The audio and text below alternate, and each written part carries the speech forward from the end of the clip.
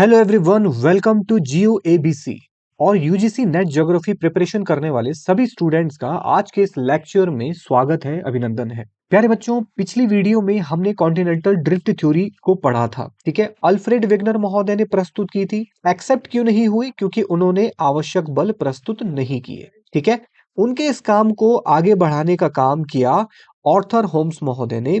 और आज हम इस सीरीज के दूसरे पार्ट को कवर करेंगे। ठीक है, जिसमें फाइनल हम पहुंचेंगे सी फ्लोर स्प्रेडिंग पर और पैलियोमैग्नेटिज्म कॉन्सेप्ट पर। ठीक है, तो चलिए शुरू करते हैं। आर्थर होम्स ने ऐसा क्या प्रस्तुत किया कि अल्फ्रेड वेगनर के कॉन्टिनेंटल ड्रिफ्ट थ्योरी को मंजूरी मिल गई। ठीक है, आर्थर होम्स महोदय ने 1930 के दशक में एक कंसेप्ट दिया, संवहन धारा सिद्धांत। प्यारे बच्चों, ऊष्मा का जो स्थानांतरण होता है वो तीन तरीके से होता है। ठीक है, पहला है चालन, दूसरा है संवहन और तीसरा है विकिरण। ठीक है, ऊष्मा का स्थानांतरण। चालन की जो प्रक्रिया होती है वो होती है ठोस वस्तुओं में। ठीक है, ठोस वस्तुओं में जैसे आपका लोहा हो गया, लकड़ी हो गया। ठीक है ना, ठोस वस्तुओं में जो उसके पार्टिकल्स होते हैं वो आपस में एक तरीके से पूरे चिपके रहते हैं। ठीक है, और इसीलिए आपने सुना होगा कि लोहे के एक सिरे को जब गर्म करते हैं तो दूसरा सिरा भी ऑटोमेटिकली गर्म होने लगता है, क्योंकि हीट ट्रांसफर होती है, क्योंकि पार्टिकल्स क्या है, आपस में चिपके हुए हैं। ठीक है, तो ये प्रक्रिया होती है चालन के अंतर्गत। संवहन की जो प्रक्रिया होती है वो होती है तरल और गैस माध्यम में। ठीक है, जैसे आप पानी गर्म करते हैं। ठीक है, पानी गर्म करते हैं तो पानी के जो पार्टिकल्स हैं, अणु हैं, जब वो गर्म होते हैं तो गर्म होकर के वो मूव करते जाते हैं। ठीक है, अपने स्थान छोड़ करके दूसरे स्थान पर चले जाते हैं और उसका स्थान लेने के लिए ऊपर का ठंडा पानी नीचे आता है। ठीक है, तो इसे संवहन धारा कहा जाता है। ठीक है, दूध में भी जब आप दूध को गर्म करते हैं तो यही प्रोसेस होती है। ठीक है ना, उबाल आता है, साइड से आता है। ठीक है, इस तरीके से साइड से आता है, तो जो दूध के जो अणु गर्म हो जाते हैं वो साइड से ऊपर जाकर के इस तरीके से संवहन धारा इसे कहा जाता है। गैस में भी यही होता है। गैस में जब आप कुछ चीज मतलब आप किसी चीज को जब जलाते हैं तो वहां की जो हवा है, सॉरी, वहां की जो हवा है वो गर्म हो जाती है और गर्म होकर के ऊपर उठती है और उसका स्थान लेने के लिए आसपास की ठंडी हवा वहां पर आती है। तो इस प्रकार जो ये एक जो करंट बनता है वो संवहन धारा कहलाता है। ठीक है, विकिरण, विकिरण के लिए किसी माध्यम की आवश्यकता नहीं होती है। जैसे सूर्य का प्रकाश हमारी पृथ्वी पर आता है तो ये विकिरण के माध्यम से है, इसके लिए किसी ठोस तरल गैस का आवश्यकता नहीं होती है, अंतरिक्ष में पूरा निर्वात होता है। ठीक है, तो आर्थर होम्स महोदय ने संवहन धारा सिद्धांत प्रस्तुत किया था। ठीक है, होम्स के अनुसार मेंटल में रेडियो एक्टिव पदार्थ मौजूद है जिनके विघटन से पर्याप्त मात्रा में ऊर्जा उत्पन्न होती है। देखिए, पृथ्वी की जो आंतरिक परत है उसे चार भागों में बांटा हुआ है। ठीक है, जो अपर जो लेयर है वो है क्रस्ट, फिर है मेंटल, फिर है आउटर कोर और इनर कोर। ठीक है, तो ये पोर्शन है मेंटल। ठीक है, तो होम्स कहते हैं कि मेंटल में क्या मौजूद है? रेडियो एक्टिव मटेरियल मौजूद है। प्यारे बच्चों, रेडियो एक्टिव मटेरियल कौन कौन होते हैं? आपने नाम सुने होंगे, जैसे यूरेनियम हो गया, थोरियम हो गया, थोरियम। ठीक है, इसी तरीके से रेडियम, रेडियम, रेडॉन, इस तरीके के जो मटेरियल हैं वो सब रेडियो एक्टिव मटेरियल हैं। ठीक है, इनसे पर्याप्त मात्रा में ऊर्जा निकलती है और इनकी ऊर्जा का उपयोग दो तरीकों से किया जाता है। या तो आप नेगेटिव यूज कर सकते हैं या फिर पॉजिटिव यूज कर सकते हैं। नेगेटिव यूज जो जो परमाणु बम बनाए जाते हैं, ठीक है, उनमें ये रेडियो एक्टिव मटेरियल यूज किए जाते हैं। उनके फटने से बहुत एनर्जी निकलती है और वो एनर्जी हमारे लिए घातक होती है। पॉजिटिव यूज जो है, हम बिजली बनाते हैं, जो न्यूक्लियर पावर प्लांट होते हैं वहां पर इन रेडियो एक्टिव मटेरियल का यूज होता है। ठीक है, रेडियो एक्टिव मटेरियल की सबसे खास बात होती है उसका अर्ध आयुकाल। ठीक है, अर्ध आयु काल।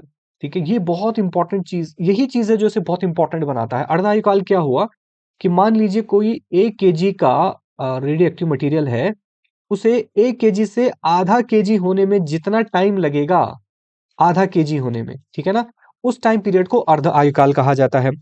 और आपको ये जानकर आश्चर्य होगा बच्चों कि जो रेडियो एक्टिव मटेरियल है उनका अर्ध आयु काल लाखों करोड़ों साल के होते हैं। ठीक है, जैसे फॉर एग्जांपल यूरेनियम 238 है, इसका अर्ध आयु काल है लगभग 4.47 अरब वर्ष। ठीक है, इतना लंबा टाइम पीरियड है। यानी कि अगर 1 किलो का यूरेनियम 238 लिया जाए तो उसका 1 किलो से आधा किलो होने में उसको 4 अरब वर्ष लग जाएंगे और तब तक वो पर्याप्त मात्रा में ऊर्जा देता रहेगा। ठीक है ना, आप समझिए बात को कि ये अर्ध आयुकाल कितनी इंपॉर्टेंट चीज है। ठीक है, उसी तरीके से यूरेनियम 235 है, इसका अर्ध आयुकाल लगभग 700 मिलियन वर्ष है। 700 मिलियन वर्ष। तो 1 केजी से आधा केजी होने में उसको 700 मिलियन वर्ष लगेंगे और तब तक वो ऊर्जा देता रहेगा। आप समझ रहे हैं बात को? और ऐसा नहीं कि मेंटल में सिर्फ 1 आध किलो ही रेडियो एक्टिव मटेरियल हो, ठीक है? मेंटल में पर्याप्त मात्रा में रेडियो एक्टिव मटेरियल मौजूद है, ठीक है? और उनका अर्ध आयुकाल आप निकालिए और उनका पूरा आयुकाल आप निकालिए, तो मतलब कहने का अर्थ ये है कि पृथ्वी के आंतरिक भाग में पर्याप्त मात्रा में ऊर्जा का भंडार मौजूद है रेडियो एक्टिव मटेरियल के रूप में, ठीक है? परंतु यह ऊर्जा मेंटल में सभी जगह एक समान नहीं है, कहीं अधिक है, कहीं कम है। तो मेंटल में कहीं पर रेडियो एक्टिव मटेरियल का मौजूदगी बहुत ज्यादा है, तो वहां पे ज्यादा मात्रा में ऊर्जा निकल रही है, और कहीं पर उसकी मात्रा बहुत ही कम है और कहीं पर शून्य भी है, ठीक है? तो जहां पर ज्यादा है वहां पर ज्यादा मात्रा में रेडिएशन निकल रहा है, ठीक है ना? और इस ताप भिन्नता के कारण मेंटल में संवहन धाराएं उत्पन्न होती है। मतलब जहां पर ज्यादा मात्रा में रेडियोएक्टिव मटेरियल है वहां पर ज्यादा मात्रा में तेजी से संवहन धाराएं बन रही हैं, ठीक है? वो तेजी से गर्म हो रहा है, आप ऐसा समझिए, ठीक है? जहां पर कम मात्रा में मौजूद है वहां पर कम रेडिएशन निकल रहा है, ठीक है? तो इस अंतर के कारण संवहन धाराएं उत्पन्न होती हैं। जहां पर तेजी से बन रही हैं वो तेजी से मूव हो रही हैं कहाँ की ओर, जहां पर नहीं है या फिर जहां पर कम मात्रा में है, ठीक है? तो इन संवहन धाराओं के कारण पूरे मेंटल में इस प्रकार की धाराओं का तंत्र विद्यमान है, ठीक है? और इन धाराओं से उत्पन्न बल ही महाद्वीपों को विस्थापित करने के लिए पर्याप्त है। तो ये जो ऊर्जा है ये इतनी खतरनाक है, इतनी विनाशकारी है, इतनी पावरफुल है कि ये बड़े से बड़े महाद्वीपों को एक जगह से दूसरी जगह शिफ्ट करने के लिए पर्याप्त है। ये ऑर्थर होम्स महोदय ने प्रस्तुत किया और आज की डेट में इसे एक्सेप्ट किया जाता है, क्योंकि रेडियो एक्टिव मटेरियल इतने पावरफुल होते हैं, उनकी एनर्जी इतनी पावरफुल है कि यस कि वो महाद्वीपों को शिफ्ट कर सकते हैं, ठीक है? तो ऑर्थर होम्स ने क्या किया? अल्फ्रेड वेगनर जिस बल को प्रस्तुत नहीं कर पाए महाद्वीपों के, केवल इसी वजह से तो उनका सिद्धांत एक्सेप्टेबल नहीं था। ऑर्थर होम्स ने उस बल को प्रस्तुत कर दिया। तो इसके बाद जो कॉन्टिनेंटल ड्रिफ्ट थ्योरी थी अल्फ्रेड वेगनर के द्वारा, उसे एक्सेप्ट कर ली गई। अब मान लिया गया कि यस महाद्वीप विस्थापित होते हैं, ठीक है? इससे पहले तक 1912 से पहले तक इस चीज को सोचना भी एक कल्पना मात्र थी, ठीक है ना? हम सोच भी नहीं सकते थे कि इतने बड़े बड़े महाद्वीप कैसे शिफ्ट हो सकते हैं, ठीक है? तो ऑर्थर होम्स ने इसे प्रस्तुत किया और उसके बाद ये चीज अब एक्सेप्टेबल हो गई, ठीक है? अब जितना भी आगे का कार्य है, जो रिसर्च है, इसको ही ध्यान में रखते हुए किया गया, ठीक है? आगे क्या किया गया? मैपिंग ऑफ ओशन फ्लोर, ठीक है? देखते हैं। सेकेंड वर्ल्ड वॉर के बाद 1945 के बाद लगभग महासागरीय उच्चावच के बारे में जानकारी प्राप्त करने के लिए समुद्री अभियान चलाई गई। अब महासागर कितना गहरा है, महासागर के अंदर कौन कौन से खजाने हैं, कौन कौन से रिसोर्स मौजूद हैं, हम उसका पता कैसे लगाएं? कौन कौन से वहां पर आकृतियां हैं, वहां का उच्चावच कैसा है, इसको जानने के लिए समुद्री अभियान चलाए गए। और जब ये अभियान चलाए गए तो उससे ये जानकारी प्राप्त हुई कि महासागरों के अंदर जो उच्चावच है, ठीक है ना, जो धरातल है, उसे 3 कैटेगरी में बांट दिया गया, ठीक है? पहली कैटेगरी है इसमें मध्य महासागरीय कटक, तो जिसे मिड ओशियनिक रिज भी कहा जाता है, ठीक है? ये महासागर में डूबी हुई पृथ्वी के धरातल पर पाई जाने वाली सबसे लंबी पर्वत श्रृंखला है। देखिए पर्वत श्रृंखला क्या होती है? पर्वतों का एक क्रम, ठीक है? एक क्रम जो एक ही कालावधि में बना होता है, ठीक है? जिसे हम इंग्लिश में रिज कहते हैं, आम भाषा में उसे हम धार कहते हैं, भूगोल की भाषा में जल विभाजक भी कहते हैं, ठीक है ना? इस प्रकार पर्वत चोटियों का एक जो क्रम है वो पर्वत श्रृंखला कहलाती है। और पूरी पृथ्वी पर सबसे लंबी जो पर्वत श्रृंखला है वो मध्य महासागरीय कटक के रूप में मौजूद है, ठीक है? इसमें जो फेमस जो कटक है वो आपकी अंध महासागर की मध्य महासागरीय कटक है, ठीक है? सबसे लंबी है और इसके इतनी लंबी है कि इसके उत्तरी भाग को डॉल्फिन श्रेणी कहा जाता है, ठीक है? डॉल्फिन श्रेणी कहा जाता है, जो ये कटक है, मतलब जो मध्य महासागरीय कटक है, इसे डॉल्फिन श्रेणी कहा जाता है। और दक्षिणी पोर्शन को इसके चैलेंजर श्रेणी कहा जाता है, ठीक है ना? किसको? जो अंध महासागर की जो कटक है, मध्य महासागरीय कटक, समुद्र के नीचे है, ठीक है? सबसे लंबी पर्वत श्रेणियां हैं, पर्वत श्रृंखलाएं हैं, ठीक है? इस कटक का मध्यवर्ती भाग वास्तव में सक्रिय ज्वालामुखी है। अब जो ये पर्वत श्रेणी बन रही है, ठीक है, तो क्यों बन रही है? क्योंकि इसके जो मुख पर क्या है? एक्टिव वोल्केनो है, ठीक है? जहां से लावा की परत निरंतर बाहर की ओर आ रही है और नई चट्टानी परत का निर्माण कर रही है। निरंतर नई चट्टानी परत का निर्माण होता है। जब लावा फॉर्मेशन बाहर आएगा तो नई चट्टानी बनेगी। लावा के ठंडा होने से तो चट्टान बनती है, ठीक है ना? बाहर जो चट्टान बनती है वो कौन सी होती है? बेसाल्ट होती है, ठीक है। और अंदर जो चट्टान बनती है वो कौन सी होती है? ग्रेनाइट वगैरह होती है, ठीक है ना। हाँ, तो नई चट्टान परत का निर्माण होता है, ठीक है, मध्य महासागरीय कटक पर। तो जो भी ये आपको कटक दिख रही है, जो पर्वत श्रेणियां हैं, सब जगहों से एक्टिव जो वॉल्केनो प्रोसेस है वो जारी है। क्लियर? दूसरा, इसमें इसी वजह से महासागरीय नितल की चट्टानें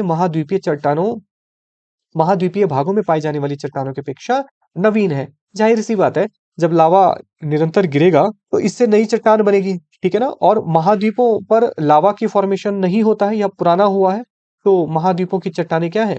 पुरानी है। और मध्य महासागरीय कटक की जो चट्टान है वो नई है, ठीक है। तो ये हमने अपनी रिसर्च में पाया, ठीक है। इसमें दूसरी कैटेगरी है वितलीय मैदान की। इस वितलीय मैदान को कहा जाता है एबिसल प्लेन, ठीक है। ये मैदान मध्य महासागरीय कटक और महाद्वीपीय तटों के बीच में पाए जाते हैं, ठीक है। तो जैसे अभी जो मध्य महासागरीय कटक था, जहां से लावा की निरंतर परत बह रही थी, और जो महाद्वीपीय तट है, जो किनारे हैं, तो उसके बीच में जो मैदानी भूभाग है उसे कहा जाता है वितलीय मैदान, ठीक है। सिंपल है ये। और तीसरी जो कैटेगरी बनी वो है महाद्वीपीय सीमा। तो महाद्वीपीय सीमा कॉन्टिनेंटल मार्जिन्स, इसको चार अलग अलग कैटेगरी इसमें बना दी गई है, ठीक है। महाद्वीपीय मग्न तट मतलब जो एक मंद ढाल युक्त भाग होते हैं, ठीक है। तो महासागर और महाद्वीप जहां पर मिलते हैं, ठीक है, वहां से महासागरों की ओर एक हल्का ढाल युक्त जो भाग होता है मग्न तट कहलाता है। फिर मग्न ढाल होता है, फिर महाद्वीपीय उभार। कई बार इसमें उभार का मतलब ये है कि कोई पर्वत पठार इसमें द्रोणी वगैरह बन जाती हैं। और गहरी महासागर खाइयां, इसमें गहरी गहरी खाइयां भी मौजूद होती हैं, ठीक है। जैसे प्रशांत महासागर में मेरियाना खाई है, लगभग 11,000 मीटर गहरी है, ठीक है। तो इस प्रकार की गहरी खाइयां भी इसमें मौजूद है। तो इन सारी आकृतियों को महाद्वीपीय सीमा का नाम दे दिया गया, ठीक है। तो जब ओशन फ्लोर की मैपिंग की गई तो उसमें तीन प्रकार की बड़ी बड़ी आकृतियां हमारे सामने आई, ठीक है। और आगे इसमें जब रिसर्च किया गया तो क्या देखा गया? Distribution of earthquake and volcanoes. तो इस वाली जानकारी ने, मुझे लगता है, एक नई क्रांति की शुरुआत की। क्यों किया? देखते हैं। ओशन फ्लोर के मैपिंग से, मानचित्रण से, एक नया पैटर्न हमें देखने को मिला। और वो पैटर्न क्या था? वो पैटर्न ये था कि जो महासागरीय किनारे थे वहां पर भूकंपों की पेटियां पाई गई, ठीक है। जैसे कि अभी हमने देखा ना, ये मध्य महासागरीय कटक है, ये वितलीय मैदान है, और ये महासागरीय किनारे हैं। तो अर्थक्वेक, भूकंप जोन की पेटियों का अध्ययन किया गया तो उसमें देखा गया महाद्वीपीय किनारों पर क्या है?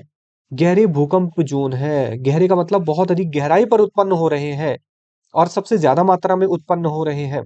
इससे इससे जो पर्सपेक्टिव है वो चेंज हो गया, ठीक है ना। आप इस मैप में देख सकते हैं। तो ये आपका मध्य महासागरीय कटक है, ठीक है ना। यहाँ पर भी भूकंपीय जोन है पर कम है, ठीक है ना। यहाँ पर भी भूकंपीय प्रशांत महासागर में जो मध्य महासागरीय कटक है, ठीक है। इसी तरीके से ये हिंदू महासागर की मध्य महासागरीय कटक है, ठीक है ना। और ये अटलांटिक महासागर की थी। लेकिन जो सर्वाधिक मात्रा में भूकंप जोन थे, अब देखिए ये महासागरीय किनारे, ठीक है, दक्षिण अमेरिका का जो ये पश्चिमी किनारा है, वहां पर देखिए कितने भूकंपीय जोन उत्पन्न हो गए। ये मध्य अमेरिका हो गया, ये उत्तरी अमेरिका का किनारा हो गया, ठीक है, जो रिंग ऑफ फायर वाले बेल्ट है, ठीक है ना। तो यहाँ पर सबसे ज्यादा मात्रा में क्या देखे गए? भूकंप जोन देखे गए। अब एक नया पैटर्न देखने को मिला, यहाँ पर भूकंप जोन देखने को मिले। और भूकंप उत्पन्न कहाँ से होते हैं? जो पृथ्वी के सबसे कमजोर पार्ट होते हैं, ठीक है ना, जो क्रैक्स वगैरह होते हैं, वहीं से तो ऊर्जा बाहर आती है, ठीक है। भूकंपीय ऊर्जा कहाँ से बाहर आती है?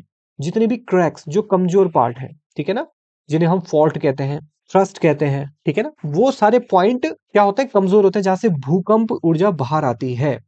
तो इससे क्या स्पष्ट होता है कि मध्य महासागरीय कटक से ज्वालामुखी उद्गार होने के कारण नई स्थलाकृति बन रही है। बहुत ही सिंपल है, यहां से नई स्थलाकृति बन रही है। लेकिन महासागर के किनारों पर भूकंपों की पेटियों का पाया जाना इस बात का संकेत है कि यहाँ पर गहरी खाइयां मौजूद हैं, जिसके सारे भूकंपीय ऊर्जा बाहर आ रही है, ठीक है। जैसे कि अभी हमने जाना कि मध्य महासागरीय कटक से नई परत बन रही है, ठीक है, अच्छी बात है। लेकिन जो महाद्वीपीय किनारे हैं वहां पर गहरे भूकंप जोन का पाया जाना इस बात का संकेत है कि यहाँ पर क्या है? गहरी खाइयां मौजूद है, क्रैक्स मौजूद है, थ्रस्ट फॉल्ट मौजूद है, जिनके सहारे से ऊर्जा बाहर आ रही है, भूकंपीय ऊर्जा बाहर आ रही है। ये एक नया पैटर्न देखने को हमें मिला है, ठीक है। तो इस प्रकार किनारों पर भूकंप की पेटियों का पाए जाने से एक नई संकल्पना का उदय हुआ। और वो नई संकल्पना कौन थी? सी फ्लोर स्प्रेडिंग, ठीक है। इसको समझते हैं। यह सिद्धांत दिया 1960 में हेरी हेस महोदय ने, ठीक है। इन्होंने क्या कहा कि मध्य महासागरीय कटकों के साथ साथ ज्वालामुखी क्रिया निरंतर होती रहती है, जिससे वहां पर बड़ी मात्रा में लावा बाहर निकलता है और धरातल पर निरंतर नई परत का निर्माण होता है। ये अभी हमने जाना। दूसरा उन्होंने क्या कहा, मध्य कटक के समीप की चट्टानें नवीन हैं और कटक से दूरी बढ़ने के साथ साथ चट्टानें पुरानी होती जाती हैं।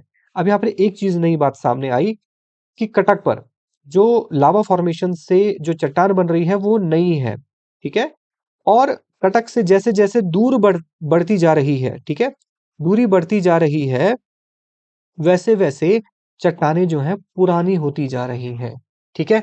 अब ये कहने में तो बड़ा आसान है, लेकिन इसको जब साबित करना है तो साबित करने के लिए चुंबकीय गुणों का सहारा लिया गया, ठीक है। चुंबकीय गुणों का सहारा लिया गया और एक नए कंसेप्ट की हमें आवश्यकता पड़ी, जिसका नाम था पैलियोमैग्नेटिज्म, ठीक है। पैलियोमैग्नेटिज्म मतलब पुरा चुंबकत्व का सिद्धांत। पैलियो मतलब प्राचीन, ठीक है, और चुंबकत्व माने चुंबकीय गुण जो चट्टानों में मौजूद होते हैं।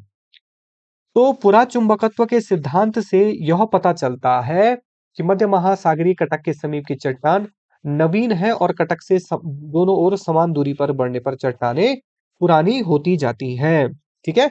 चुंबकीय गुणों के आधार पर इसको मापा गया। थोड़ा इसको समझने का प्रयास करते हैं बच्चों कि ये चुंबकीय गुण क्या होते हैं। देखिए, चुंबक तो हम सभी ने बचपन में देखे हैं, ठीक है। हम लोगों ने अधिकतर इस प्रकार के चुंबक देखे हैं, जबकि स्कूल और कॉलेजेस में प्रैक्टिकल में इस प्रकार के जो बार मैग्नेट हैं वो यूज किए जाते हैं, ठीक है। कोई सा भी चुंबक हो, चुंबक की एक विशेषता होती है कि चुंबक में क्या होते हैं, दो ध्रुव होते हैं, ठीक है, उत्तरी ध्रुव और दक्षिणी ध्रुव, ठीक है। यहाँ पर लिखा हुआ भी है N और S, क्लियर। किसी भी चुंबक में, और चुंबक में क्या होता है, चुंबक में एक विशेषता होती है उसे कहते हैं फेरोमैग्नेटिक प्रॉपर्टी। ये क्या करती है, चुंबक का उत्तरी ध्रुव हमेशा दक्षिणी ध्रुव को खींचता है, आकर्षित होता है।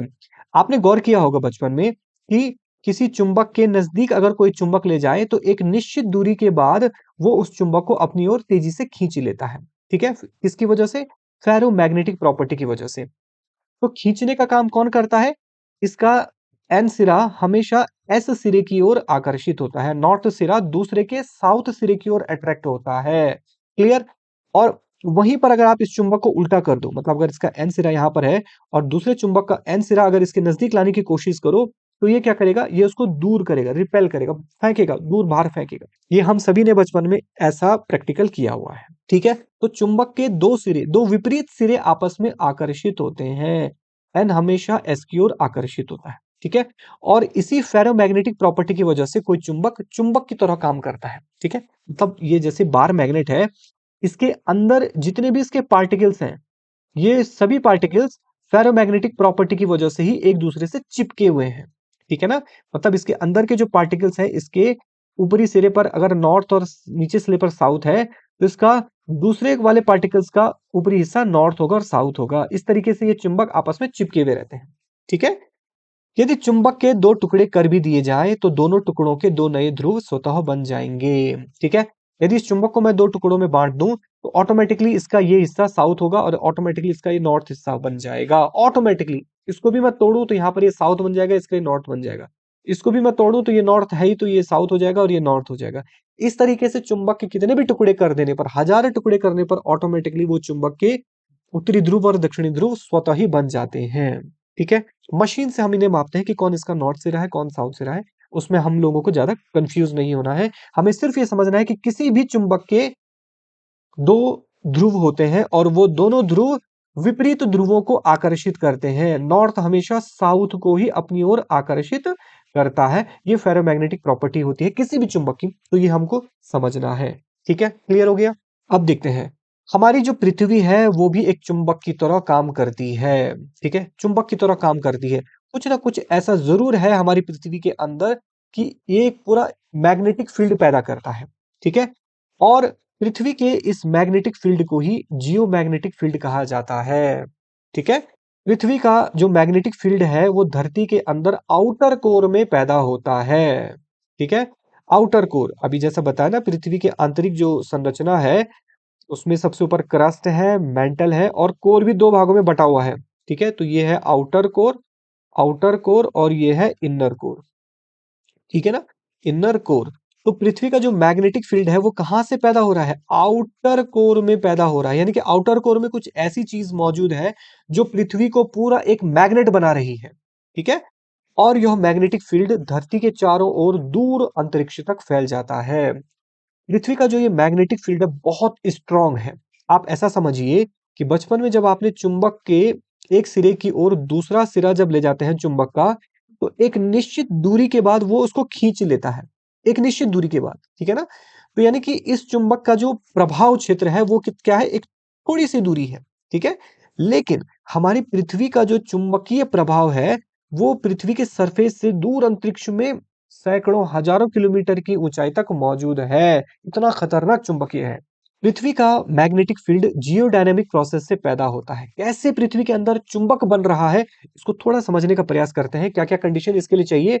किसी भी ये उस ग्रह में होता है जिस ग्रह की घूर्णन गति पर्याप्त होती है। जैसे हमारी पृथ्वी 24 घंटे में एक चक्कर पूरा कर लेती है पश्चिम से पूर्व दिशा की ओर, तो लगभग-लगभग इतनी घूर्णन गति पर्याप्त है। ठीक है? ग्रह के अंदर तरल पदार्थ होना चाहिए। हाँ, वाक़ई में जो हमारा मेंटल है, हमारा आउटर कोर है, वो लिक्विड और सेमी लिक्विड प्रोसेस में है, गैसीयस अवस्था में है। इनर कोर जो है वो हमारा कंप्लीटली सॉलिड है, ठीक है? तो आउटर कोर जो है वो सेमी लिक्विड फॉर्म में है, ठीक है? तो तरल पदार्थ है। ग्रह के कोर में मौजूद तरल में इलेक्ट्रिसिटी पैदा करने की क्षमता होनी चाहिए, ये बिल्कुल मौजूद है। और ग्रह के कोर में इंटरनल सोर्स ऑफ एनर्जी होनी चाहिए।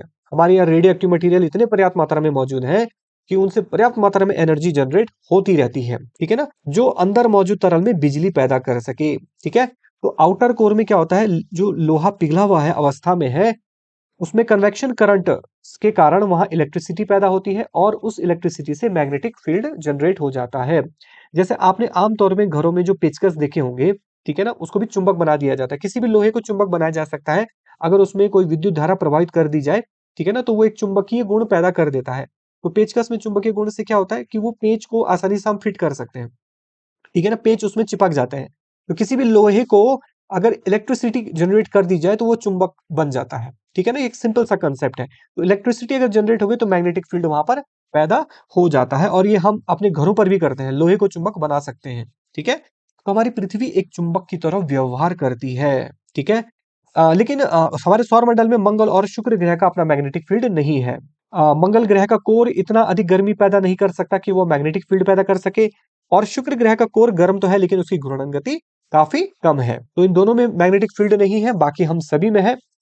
पृथ्वी के मैग्नेटिक फील्ड को मैग्नेटोस्फीयर भी कहा जाता है, ठीक है? मैग्नेटोस्फीयर धरती के लिए एक प्रोटेक्शन लेयर का काम करता है। यस, हमारी पृथ्वी पर अगर कहीं जीवन है तो इस मैग्नेटोस्फीयर की वजह से है। ये एक प्रोटेक्शन लेयर का काम करता है, ठीक है ना? ये बचाता है, किससे बचाता है? सोलर विंड से बचाता है, ठीक है ना? सूर्य से क्या होता है, निरंतर क्या होता है, चार्ज पार्टिकल्स निकलते रहते हैं। लेकिन हमारी पृथ्वी का जो ये मैग्नेटोस्फीयर है, ठीक है ना? एक जो चुंबकीय प्रभाव है, ये जो चार्ज पार्टिकल्स होते हैं, ये इस प्रभाव से बाहर निकल जाते हैं, ठीक है ना? इस मैग्नेटिक फील्ड की वजह से। जो सूर्य से निकलने वाले पार्टिकल रेडिएशंस होते हैं, सोलर प्लाज्मा या रेडिएशंस होते हैं, उनके बड़े-बड़े बादल भी इस मैग्नेटोस्फीयर से बाहर निकल जाते हैं, ठीक है? अंतरिक्ष से आने वाला हानिकारक रेडिएशन, दूर अंतरिक्ष से भी तो खतरनाक रेडिएशन आते हैं, वो सभी इस प्रोटेक्शन लेयर से बाहर निकल जाते हैं। तो ये जो मैग्नेटिक फील्ड है, इसकी वजह से ही हमारी पृथ्वी पर जीवन मौजूद है, वरना हम कोई भी जीवन यहाँ पर नहीं हो सकता था, ठीक है? लेकिन अभी तक हमें अपना रिजल्ट नहीं मिला है कि हमारे काम का ये क्या है, हमारे लिए क्यों ये इम्पोर्टेंट है, ठीक है? हमें हमें ये जानना है कि क्या जानना है कि पृथ्वी का साउथ मैग्नेटिक पोल उत्तर की ओर है। जैसे कि मैंने बताया कि किसी भी चुंबक में 2 ध्रुव होते हैं, नॉर्थ और साउथ, ठीक है? तो हमारी पृथ्वी का जो साउथ मैग्नेटिक पोल है वो उत्तर की ओर है और जो नॉर्थ मैग्नेटिक पोल है वो दक्षिण की ओर है, ठीक है? ये हमारे जानना बहुत इम्पोर्टेंट है, ठीक है ना? तो ये आप ऐसा मानिए कि जो बार मैग्नेट है, उसका एन सिरा नीचे है और साउथ सिरा ऊपर है, ठीक है? अब हमें ये पता कैसे चला कि हमारा मैग्नेटिक नॉर्थ नीचे है? इसका पता हमें चला हमारे कंपास से। देखिए हमारे कंपास में हमेशा नॉर्थ कहाँ की ओर आता है? ऊपर की ओर आता है ना? जिसकी वजह से हम बोलते हैं कि उत्तर दिशा ऊपर है। और अभी हमने जाना कि चुंबक में क्या होता है, फेरोमैग्नेटिक प्रॉपर्टी होती है, यानी कि चुंबक का नॉर्थ सिरा हमेशा साउथ सिरे की ओर अट्रैक्ट होता है। तो यानी कि अगर हमारा जो कंपास नॉर्थ ऊपर की ओर दिखा रहा है, तो डेफिनेटली वो पृथ्वी के साउथ मैग्नेटिक पोल की ओर अट्रैक्ट हो रहा है। फेरोमैग्नेटिक प्रॉपर्टी की वजह से हमें यह पता चलता है कि हमारा जो साउथ मैग्नेटिक पोल है वो ऊपर की ओर है और जो नॉर्थ मैग्नेटिक पोल है वो नीचे की ओर है। ठीक है, तो एक तो पैलियोमैग्नेटिज्म से हमें सबसे पहले ये जानकारी मिली कि हमारा नॉर्थ और साउथ कहाँ है। दूसरा हमें क्या जानकारी मिली कि पृथ्वी का चुंबकीय ध्रुव खिसकते रहते हैं। इसका मतलब है जो नॉर्थ आज नीचे है वो कभी फिर ऊपर चला जाएगा, ठीक है, और जो फिर ये वापस नीचे चला जाएगा। तो इस प्रकार ये स्विच होता रहता है। ठीक है, ये डेटा है हमारा कि पृथ्वी का जो मैग्नेटिक फील्ड है वो 83 मिलियन साल में 183 बार रिवर्स हो चुका है। ठीक है ना, वो नॉर्थ 183 बार ऊपर और फिर नीचे, फिर ऊपर फिर नीचे, इस तरीके से लगभग 183 बार हो चुका है। लेकिन एक शॉकिंग न्यूज ये है कि ये जो रिवर्सल का जो टाइम पीरियड है वो 3 लाख साल में एक बार हो जाता है। ठीक है, नॉर्थ ऊपर नीचे 3 लाख साल में हो जाता है, लेकिन 7,80,000 साल से अभी तक एक बार भी नहीं हुआ है। थोड़ा ये शॉकिंग है। ठीक है, हो सकता है कुछ कई सौ साल बाद फिर से ये ऊपर चला जाए। ठीक है, तो ये होता रहता है। ठीक है, तो ये दो चीज पैलियोमैग्नेटिज्म से हमें जानने को मिली। क्या कि एक तो पृथ्वी का जो नॉर्थ मैग्नेटिक पोल है वो नीचे की ओर है, और दूसरा ये ऊपर नीचे रिवर्स होता रहता है।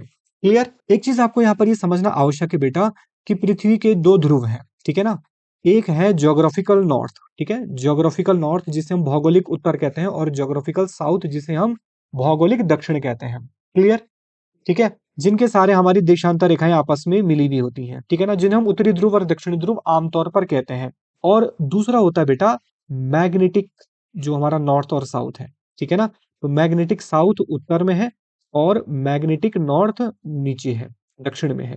क्लियर? ये चीज आपको समझनी आवश्यक है कि ज्योग्राफिकल उत्तर तो उत्तर में ही है, ठीक है, लेकिन मैग्नेटिक जो चुंबकीय दक्षिण है वो उत्तर में है, और ज्योग्राफिकल साउथ जो दक्षिण में है, तो लेकिन मैग्नेटिक नॉर्थ हमारा दक्षिण में है। ये आपको समझना आवश्यक है।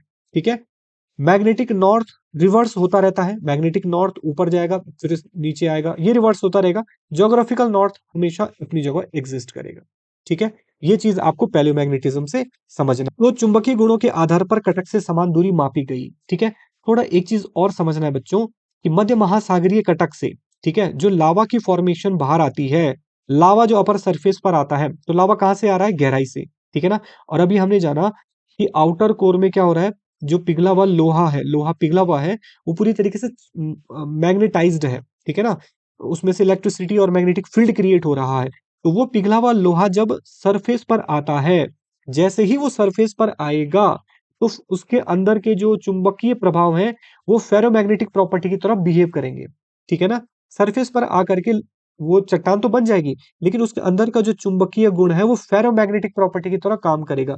इसका मतलब ये है कि मान के चलिए कि पृथ्वी का ज्योग्राफिकल नॉर्थ तो इस समय उत्तर यहाँ है और ज्योग्राफिकल साउथ यहाँ है। ठीक है, और बताया था कि अगर ज्योग्राफिकल साउथ नीचे है तो मैग्नेटिक नॉर्थ कहाँ होगा? नीचे होगा, और मैग्नेटिक साउथ ऊपर होगा। ठीक है, अब जैसे ही लावा का फॉर्मेशन होगा, तो जैसे ही लावा सरफेस पर आएगा, उसके अंदर का जो चुंबकीय प्रवाह है वो फेरोमैग्नेटिक प्रॉपर्टी की तरह काम करेगा।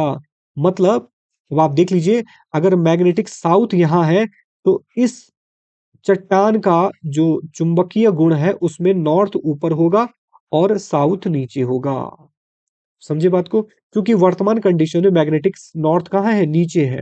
तो मैग्नेटिक नॉर्थ नीचे है, तो इस चट्टान का जो फेरोमैग्नेटिक प्रॉपर्टी डेवलप होगी, जो इस चट्टान के साथ रहेगी हमेशा, तो उसमें मैग्नेटिक साउथ नीचे होगा और मैग्नेटिक नॉर्थ ऊपर होगा। तो इस दौरान यही क्रम देखा गया पैलियोमैग्नेटिज्म के माध्यम से। जब ओशन फ्लोर का पैलियोमैग्नेटिक चार्ट डेवलप किया गया तो उसमें यही देखा गया कि कटक से लावा फॉर्मेशन तो हो रहा है। ठीक है ना, ये तो नई चट्टान है, बिल्कुल कोई बड़ी बात नहीं है, नई चट्टान है। लेकिन इससे जब समान दूरी मापी गई, मान के चलिए 100 किलोमीटर दूरी पर जो चट्टान मापी गई, उसमें देखा गया उस चट्टान में जो चुंबकीय गुण थे उसका फेरोमैग्नेटिक प्रॉपर्टी कैसा है। ठीक है, मान के चलिए हम यही कंडीशन दर्शाते हैं कि इस समय ज्योग्राफिकल, इस समय मान के चलिए मैग्नेटिक नॉर्थ नीचे है, जो अभी वर्तमान की कंडीशन है। तो इस चट्टान का जो चुंबकीय गुण था, ठीक है, मैग्नेटिक नॉर्थ नीचे है तो मैग्नेटिक साउथ नीचे हो जाएगा, सॉरी, मैग्नेटिक साउथ नीचे हो जाएगा, और इसका मैग्नेटिक नॉर्थ ऊपर, सॉरी, मैग्नेटिक नॉर्थ ऊपर की ओर हो जाएगा। ठीक है, क्योंकि इस समय क्या कंडीशन है, यही कंडीशन है। मैग्नेटिक साउथ ऊपर है तो इस चट्टान में नॉर्थ ऊपर की ओर मापा गया और इसका साउथ नीचे की ओर मापा गया मध्य महासागरीय कटक से एक 100 किलोमीटर की दूरी पर। ठीक है, उसी प्रकार मध्य महासागरीय कटक से 100 किलोमीटर बाईं ओर जाने पर जिस चट्टान की फेरोमैग्नेटिक प्रॉपर्टी देखी गई उसमें भी यही कंडीशंस थी कि उसका नॉर्थ भी ऊपर था और उसका मैग्नेटिक साउथ नीचे की ओर था, जो कि वर्तमान दशा को दर्शाता है। वर्तमान दशा में मैग्नेटिक नॉर्थ नीचे है, मैग्नेटिक नॉर्थ नीचे है, तो मैग्नेटिक नॉर्थ नीचे होने की वजह से मैग्नेटिक साउथ नीचे की ओर है और मैग्नेटिक साउथ जो ऊपर है, तो इस चट्टान का फेरोमैग्नेटिक प्रॉपर्टी का नॉर्थ ऊपर है। ठीक है, तो इन दोनों चट्टानों में फेरोमैग्नेटिक प्रॉपर्टी का ये गुण मापा गया। ठीक है, एक निश्चित दूरी मान के चलिए 50 किलोमीटर पर यह देखा गया कि चट्टान का जो जो फेरोमैग्नेटिक प्रॉपर्टी है नॉर्थ नीचे है और चट्टान की फेरोमैग्नेटिक प्रॉपर्टी का जो साउथ है वो ऊपर की ओर है। अब देखो रिवर्स हो चुका है। ठीक है, फिर यहां भी देखा गया कि 50 किलोमीटर इससे 50 किलोमीटर की दूरी पर जो चट्टान है उसके फेरोमैग्नेटिक प्रॉपर्टी में क्या है, साउथ ऊपर है और नॉर्थ नीचे है। तो इस तरीके से देखा गया कि मध्य महासागरीय कटक से एक निश्चित दूरी पर चट्टानों के अंदर जो फेरोमैग्नेटिक प्रॉपर्टी है, जो उनका चुंबकीय गुण का जो जो जो विशेषता है वो एक जैसी मिल रही है। इससे अंदाजा लगाया गया कि जो हमारा जो मैग्नेटिक नॉर्थ है वो रिवर्स होता रहता है। ठीक है, कभी ऊपर है कभी नीचे है। फिर मान के चलिए देखा गया कि 200 किलोमीटर की दूरी पर, ठीक है, मान के चलिए 200 किलोमीटर की दूरी पर चट्टानों का जो फेरोमैग्नेटिक प्रॉपर्टी है वो एन ऊपर हो गया है और एस नीचे हो गया है। तो ये एन और एस ऊपर नीचे होने का मतलब ये है कि पृथ्वी का जो मैग्नेटिक नॉर्थ है वो रिवर्स कर रहा है। तो जब पृथ्वी का मैग्नेटिक नॉर्थ ऊपर की ओर जाएगा तो चट्टानों में ऊपर क्या आ जाएगा, साउथ आ जाएगा। ठीक है ना, और पृथ्वी का जब मैग्नेटिक नॉर्थ नीचे की ओर रिवर्स होगा तो चट्टानों में जो साउथ ऊपर था वो अब नीचे चला जाएगा। ठीक है ना, तो इससे अंदाजा लगाया गया, इस पैलियोमैग्नेटिक चार्ट से अंदाजा लगाया गया कि मध्य महासागरीय कटक से समान दूरी पर चट्टानें एक जैसी हैं। क्यों एक जैसी है, क्योंकि उनका फेरोमैग्नेटिक प्रॉपर्टी में नॉर्थ का जो क्रम था वो एक जैसा आ रहा था। ठीक है ना, आप इससे ये समझिए, समझ में आई बात। तो पैलियोमैग्नेटिज्म से ये चीज क्लियर हुई कि मध्य महासागरीय कटक से समान दूरी पर चट्टानें क्या है, एक जैसी हैं और वो पुरानी है। ये चट्टान नई है और ये चट्टान पुरानी है। तो ये था पैलियोमैग्नेटिज्म का कंसेप्ट। ठीक है, जिसमें चुंबकीय गुणों के आधार पर कटक से समान दूरी को मापा गया। ठीक है, तो इस पैलियोमैग्नेटिज्म ने सी फ्लोर स्प्रेडिंग को बल दिया और सी फ्लोर स्प्रेडिंग कॉन्सेप्ट ने क्या बताया कि मध्य महासागरीय कटक से निरंतर नई परत के बनने से महासागरीय तल का विस्तार हो रहा है। यानी कि मध्य महासागरीय कटक से लावा की नई परत बिछ रही है और महासागरीय तल का विस्तार हो रहा है। ठीक है, इसे सी फ्लोर स्प्रेडिंग का नाम दिया गया। लेकिन एक क्वेश्चन यहाँ पर है कि यदि इस तरह सभी महासागरों को तल का निरंतर विस्तार होता रहे तो सभी महासागरों का आकार बढ़ना चाहिए और सभी महाद्वीपों का आकार सिकुड़ना चाहिए, परंतु ऐसा नहीं होता है। अगर समुद्र तल निरंतर बढ़ रहा है तो महाद्वीपों को क्या हो जाना चाहिए था, श्रिंक, सिकुड़ जाना चाहिए था, लेकिन ऐसा तो हो नहीं रहा है। ठीक है, हेस ने बताया कि मध्य महासागरीय कटक से जब नई महासागरीय भूपरपट्टी बनती है, ठीक है ना, इस कटक से जब नई लावा फॉर्मेशन होती है तो उसके निरंतर फैलाव के साथ साथ महासागरीय किनारों पर वो क्षेपित हो जाती है। ये निरंतर यहाँ से फैल रही है लेकिन महासागरीय किनारों पर वो नीचे सबडक्ट हो रही है, नीचे घुसने की प्रक्रिया कहलाती है सबडक्शन। सबडक्शन क्षेपण इसे कहा जाता है। ठीक है ना, तो इस तरीके से जो नई परत यहाँ आ रही है वो महाद्वीपों के किनारे पर नीचे घुस जा रही है। ठीक है, और ऐसा कैसे पता लगाया गया, भूकंपों के वितरण के आधार पर। ठीक है, निष्कर्ष निकाला गया, जो आपने देखा ना, मध्य महासागरीय कटक के पास में जो भूकंप उद्गम केंद्र थे वो कम गहराई पर थे, जबकि महासागरीय किनारों पर फोकस बहुत अधिक गहराई पर मौजूद थे। ठीक है, जो ये चार्ट हमने देखा, तो जो ये महाद्वीपीय किनारे थे वहां पर गहरे भूकंपीय जोन हमें देखने को मिले हैं। रिंग ऑफ फायर पर बहुत गहरे भूकंपीय जोन देखने को हमें मिले हैं। ठीक है, तो मध्य महासागरीय कटक से जो नई फॉर्मेशन हो रही है, महाद्वीपीय किनारों पर गहरे भूकंपीय जोनों का पाया जाना इस बात का संकेत है कि यहाँ गहरी दरारें मौजूद है जिनसे भूकंपीय ऊर्जा बाहर आती है और महासागरीय तल जो निरंतर विस्तार हो रहा है वो यहाँ नीचे सबडक्ट हो रहा है। तो हेस ने कहा कि ज्वालामुखी भूपरपट्टी से जो नई परपट्टी बनती है, दूसरी तरफ महासागरीय गर्तों में इनका विनाश भी होता है। तो यही थी सी फ्लोर स्प्रेडिंग बेटा, और इस सी फ्लोर स्प्रेडिंग ने जिस नए कॉन्सेप्ट को डेवलप किया वो था प्लेट टेक्टोनिक, जिसे हम अगली वीडियो में कवर करेंगे। ठीक है, तो ये था आज का लेक्चर जिसमें हमने ऑर्थर होम्स के कॉन्सेप्ट से लेकर के सी फ्लोर स्प्रेडिंग के कॉन्सेप्ट को जाना। मिलते हैं अगली वीडियो में नेक्स्ट टॉपिक के साथ, तब तक के लिए वर्क हार्ड बट जॉयफुली।